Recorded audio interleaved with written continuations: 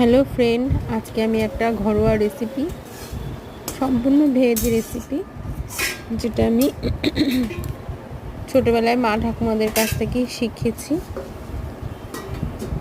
সেটা আমি তোমাদের আজকে শোনাবো। প্রথমে ডালটাকে সিদ্ধ করে নিয়েছি। রেসিপিটার নাম হচ্ছে পাট শাক ডাল। ডালটাকে সিদ্ধ করে নিয়ে তারপরে পাট শাকগুলোকে ভালো করে অল্প আগুনে ওটাকে একটু নরম করে তারপরে আমি এটাকে শাকে যেমন রসুন সম্বাদ দেয় সেরকম রসুন সম্বাদ দিয়েছি, একটা শুকনো লঙ্কা দিয়েছি।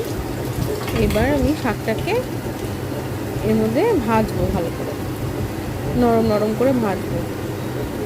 শাকটা দিয়ে দিলাম, সিদ্ধ শাকটাকে আমি আগে কম আগুনে এটাকে ভাপিয়ে নিয়েছি। সেটাকে আমি এর মধ্যে দিয়ে একটু তেলের মধ্যে ভালো করে এটাকে শাকটাকে ভেজে নেব।